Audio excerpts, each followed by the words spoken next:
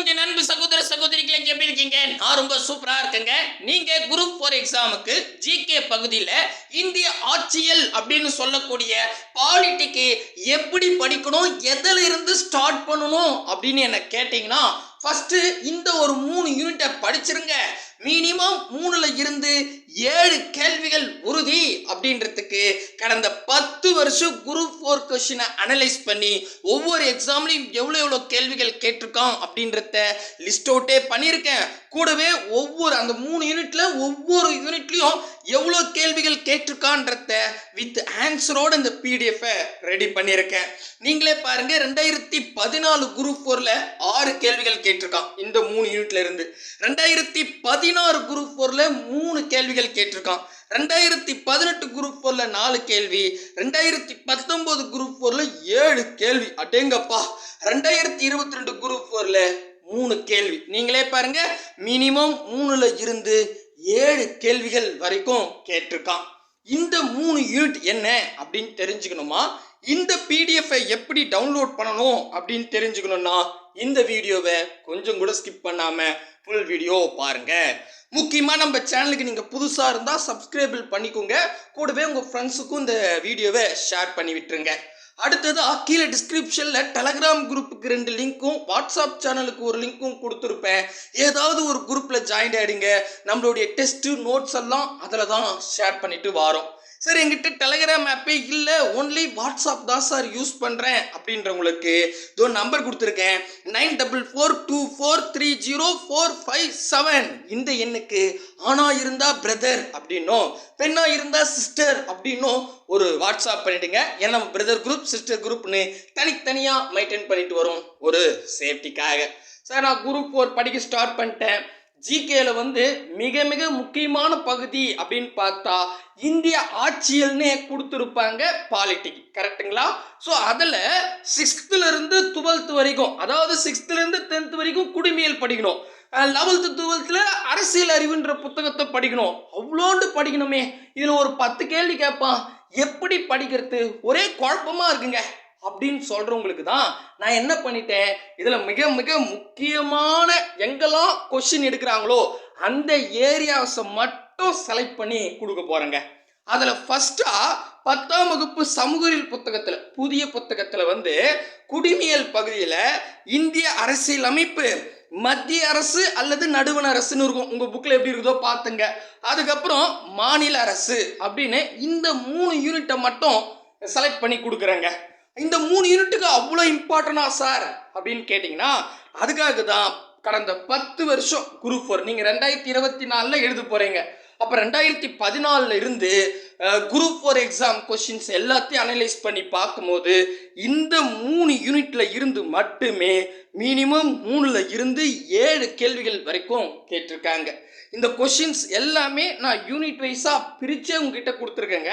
இப்போ first unit இந்திய அரசியலமைப்பு, நீங்கள் 10th புக் எடுத்து பாருங்க இருக்கும். அதில் பாருங்களேன், சில கேள்வி மட்டும் சொல்லிட்டு போயிடுறேன். அங்கே பாருங்க, அரசியல் நிர்ணய சபை முதல் கூட்டம் நடைபெற்ற ஆண்டு என்னன்னு 2013 குரூப் 4ல கேட்டிருக்கோம். ஆன்சர் 1946. இதே மாதிரி 2014 குரூப் 4ல கேட்டிருக்கான், 42வது சட்ட திருத்தம் நடைமுறைக்கு வந்த ஆண்டு எது அப்படின்னு. இது 1976. அதே மாதிரி 2014 குரூப் 4ல இன்னொரு கேள்வியும் கேட்டிருக்கான், சிட்டிசன் என்ற சொல் எம்மொழியிலிருந்து பெறப்பட்டது அப்படின்னு. இதுக்கு லத்தீன் மொழி. அதே மாதிரி 2016 குரூப் 4ல கேட்டிருக்கான், இந்திய அரசியல் அமைப்பின் வரைவுக்குழு தலைவர் யாரு அப்படின்னு. Doctor B.R.. அம்பேத்கர் அப்படின்னு கொடுத்துருக்காங்க. இதே 2016 விஏஓ, இதெல்லாம் நான் சொல்லவே இல்லை, அங்கே டேபிளில் விஏஓ எக்ஸாம்லாம் கொண்டு வரல, பட் இதில் சேர்த்துருக்கேன். இதுலேயும் பார்த்தா அரசியலமைப்பு வரைவுக்குழு தலைவர் யாருன்னு கேட்டிருக்காங்க. இதுக்கும் டாக்டர் பி.ஆர். அம்பேத்கர். ரொம்ப எளிமையாக தான் கேட்டிருக்காங்க. நீங்களா கொஸ்டின்லாம் பாருங்க, சிம்பிளாக தான் இருக்கும். சரிங்களா? மற்ற கொஸ்டினும் அப்படியே கொடுத்துருக்கேன். இந்த இந்திய அரசியலமைப்புலேயே மிக முக்கியமானது அடிப்படை உரிமைகள். இதில் ரெகுலராக ஒரு கேள்வி கேட்குறான். 2 கேள்வி இந்திய அரசியலமைப்பு இந்த யூனிட்ல கேட்டா, ஒரு கேள்வி அடிப்படை உரிமையோ அல்லது அடிப்படை கடமையோ, அதுல இருந்து ஒரு கேள்வி கண்டினியூவா கேட்டுட்டு இருக்காங்க. அதுக்கு தனி ப்ரூஃபாவே கொடுத்து வச்சிருக்கேன். அதுக்கு அடுத்தது நடுவண் அரசு.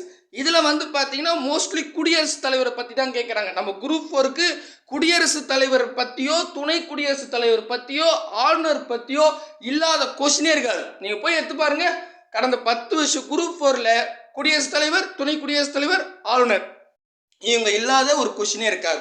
சரிங்களா? அதுக்கு ப்ரூஃபே அந்த கொஸ்டின்ஸ்லாம் லிஸ்ட் அவுட்டே பண்ணிட்டேன், செக் பண்ணி பார்த்துக்கோங்க. அதுக்கப்புறம் துணை குடியரசுத் தலைவர், அதுக்கப்புறம் நாடாளுமன்றம், நீதித்துறை, அதுக்கப்புறம் மாநில அரசு வந்துருச்சு. மாநில அரசுலையும் பார்த்தீங்கன்னா ஆளுநர் பற்றி நிறைய கேட்டிருப்பாங்க, அதை லிஸ்ட் கொடுத்துட்டோம். முதலமைச்சரை பற்றி அதே மாதிரி ஒவ்வொன்றா பிரித்து கொடுத்துருக்கோம். சரிங்களா? புரியுதா? ரைட்டுங்க.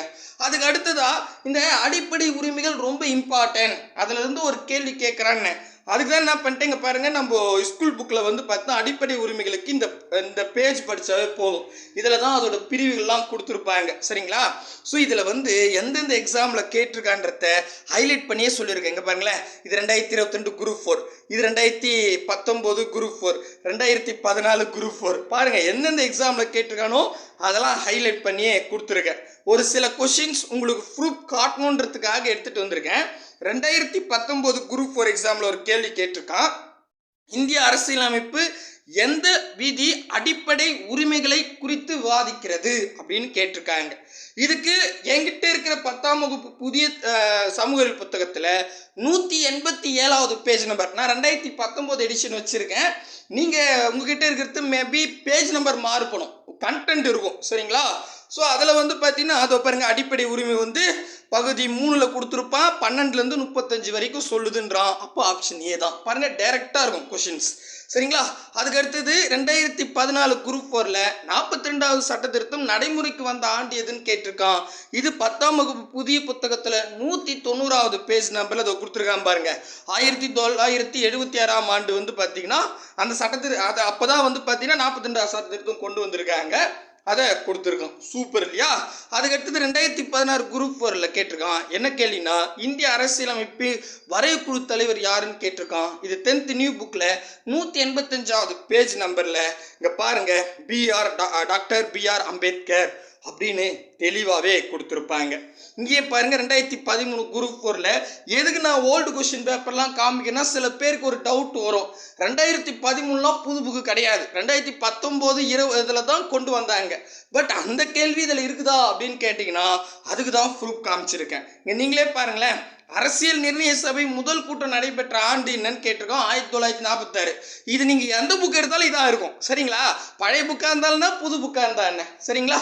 ஸோ அதனால் வந்து பார்த்தீங்கன்னா இதுக்கும் நான் ப்ரூஃப் காமிச்சிட்டேன். ஓகேங்களா? தெளிவாக புரியுதுங்களா? ஸோ அப்போது முதல்ல ஜிகேவில் இந்த 3 யூனிட் படித்து முடிச்சிட்டிங்கன்னா கண்டிப்பாக 3ல் இருந்து 7 கேள்வி உறுதின்றதுக்கு தெளிவாக ப்ரூஃப் சொல்லியிருக்கேன். உங்களுக்கு மேபி டவுட்டாக இருந்தால் நீங்கள் சொல்கிறது இப்போ 2022ல் இந்த கேள்வி கேட்டிருக்கானான்னு டவுட் வந்துச்சுன்னா தாராளமாக ஒரிஜினல் கொஷின் எடுத்து செக் பண்ணி பார்த்துக்கோங்க. நான் ரொம்ப எளிமையாக இருக்கணுன்றது தான் டைப் பண்ணி உங்களுக்கு கொடுத்துருக்கேன். சரிங்களா? அந்த கொஷினே வைக்காமல் டவுட்டாக இருக்கிறவங்க செக் பண்ணி பார்த்துக்கலாம். சரிங்களா? இதே மாதிரி நான் என்ன பண்ண போகிறேன், இந்த சப்ஜெக்ட்டுக்கு அடுத்து ஒரு 3 யூனிட் சொல்ல போகிறேன். அதே மாதிரி ஒரு 3 யூனிட்டாக சொல்லி முடிஞ்ச அளவுக்கு இதில் வந்து 10 கேள்வி கேட்குறான்னு வச்சுக்கோங்க. எக்ஸாம்பிளுக்கு நம்மளால் 8 கேள்விகள் ரொம்ப எளிமையாக வாங்குற மாதிரி தான் நம்ம பிளான் போட்டுட்ருக்கோம். அடுத்த ஒரு ப்ரூஃபில் அடுத்து என்ன 3 யூனிட் படிக்கலாம் அப்படின்றத பார்க்கலாம். கண்டிப்பாக உங்களுக்கு யூஸ்ஃபுல்லாக இருக்குன்ற நம்பிக்கையோடு இந்த வீடியோ முடிச்சுக்கிறேன். ஆமாம், இந்த PDF எப்படி டவுன்லோட் பண்ணுறது சொல்லவே இல்லையே அப்படின்னு கேட்டிங்கன்னா கீழே டிஸ்கிரிப்ஷன் வாங்க. டெய்லியுமே வந்து பார்த்தீங்கன்னா நம்ம டெஸ்ட்லாம் நிறைய வச்சுட்ருக்கோம். இன்றைக்கான டெஸ்ட்டுக்கான லிங்க்லாம் இருக்கும். அதில் PDF அப்படின்னு எழுதியிருக்கும். இந்த PDFன்னு இருக்கும் பார்த்தியா, அங்கே ஒரு லிங்க் இருக்கும், அதை கை வைங்க. அதை டச் பண்ணிங்கன்னா நம்மளோட வெப்சைட்டுக்கு வரும். நம்ம வெப்சைட் வந்தால் ஒன்றுமே இருக்காது, 2 விளம்பரத்துக்கு நடுவில் டவுன்லோடு ஹியர் அப்படின்னு ஒரு ப்ளூ கலர் பட்டன் இருக்கும். அதை கிளிக் பண்ணுங்கள். அதை கிளிக் பண்ணால் ஒரு 15 செகண்ட் வெயிட் பண்ணுங்கள். 15 செகண்டுக்கு அப்புறம் டவுன்லோட் நவ் அப்படின்னு ஒரு ப்ளூ கலர் பட்டன் வரும். அதை கிளிக் பண்ணால் ஆட்டோமேட்டிக்காக டவுன்லோட் ஆகிடும். கண்டிப்பாக பயனுள்ளதாக இருக்குன்ற நம்பிக்கையோடு இந்த வீடியோ முடிச்சுக்கிறேன். ஸோ அடுத்த பாட்டு எவ்வளோ சீக்கிரம் வேணுன்றத நீங்கள் கொடுக்குற கமாண்டை பொறுத்து தான் இருக்குது. இதுக்கான டெஸ்ட்டெல்லாம் நான் வந்து டெலகிராம் குரூப்பில் உங்களுக்கு ஷேர் பண்ணுறேன். ஏன்னா இந்த ஒரு யூனிட் எடுத்தால் அதில் இருக்கிற டாபிக் வைஸாக டெஸ்ட் கொடுக்கலான்னு ஒரு பிளானில் இருக்கும். அதை பற்றி நான் டெலகிராம் குரூப்லேயோ வாட்ஸ்அப் குரூப்லேயோ சொல்கிறேங்க. பாய் பிரதர் அண்ட் சிஸ்டர்.